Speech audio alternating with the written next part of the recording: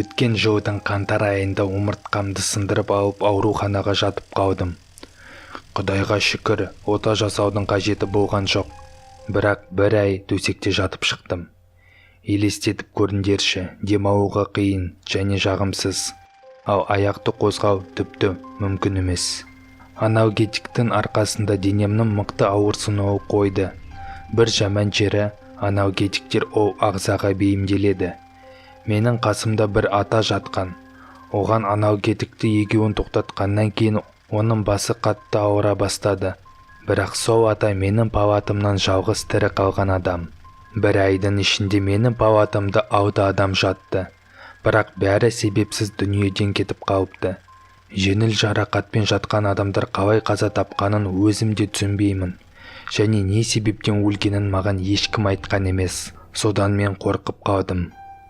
Қасымдағы жатқан ата маған түнде біреудің коридорда тоқылдап жүргенін және адамды таситын медициналық арбаның дауысын естіген.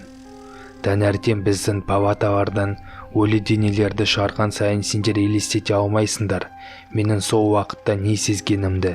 Сосын мен еден жуатын адамнан маған дейін бұл жерде осы палатада бірнеше адамдар қаза тапқанын білдім. Ал бір аптадан соң маған аналгетиктерді егеуін тоқтатты. 1-2 күн бәрі жақсы болды. Ауырсынуды сезген жоқпын. Ал содан кейін менің денем қатты азаптала бастады. Сондықтан мен түнде ұйықтай алмадым. Тек күндіз ұйықтадым. Сол кезде бәрі басталды. Түнде мен біреудің аяқ қадамын естідім. Ол менің палатыма қарай келе жатқан. Дауыс қатты естіле бастады. Ол жақындаған сайын менің қорқынышым күшейе түсті. Есікті жайлап ашты. Мен көзімді жайлап ашып қарадым. Бұл кезекші медбике болды екен. Бәрі ұйықтағанын тексеру үшін келген. Уф, деп қуанып қалдым. Бірақ содан медициналық арбаның тырсылдағанын естідім. Мен еш мән берген жоқпын. Науқасты әкелген шығар деп ұйықтап қалдым. Таңертең мен түнде ешкімді әкелген жоқ екенін білдім. Келесі түні кезекші палаталарды тексеріп болғасын, мен тағы да медициналық арбаның дауысын естідім. Ол біздің палата жаққа келе жатқан. Біздің палатада бір төсек бос болғандықтан жаңа пациентті әкеліп жатыр деп ойладым. Бірақ мен қатты қателестім. Ол бізге жақындай бастады. Мен жүре алсам қашып кететін едім.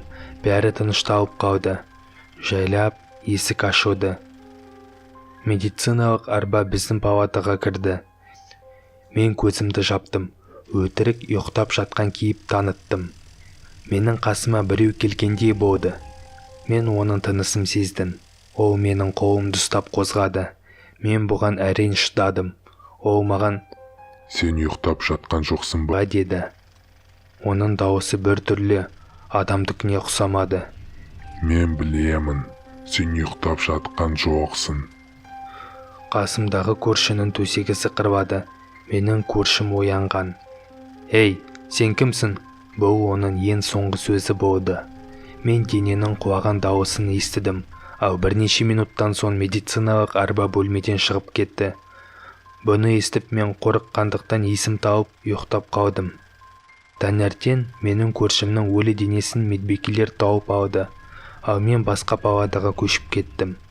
Содан мен аптасына 2 рет медициналық арбаның дауысын естігенмін. Ол әрқашан менің палатамның қасынан өтіп кететін болған. Менің бөлмеме кірмеу үшін әрқашан Алла тағалаға дұға етемін. Саған бұл бейнеролик ұнаса, менің ВКонтактедегі группама тіркел, және лайк бас, және арнама жазыл. Көріскенше қайырлы түн.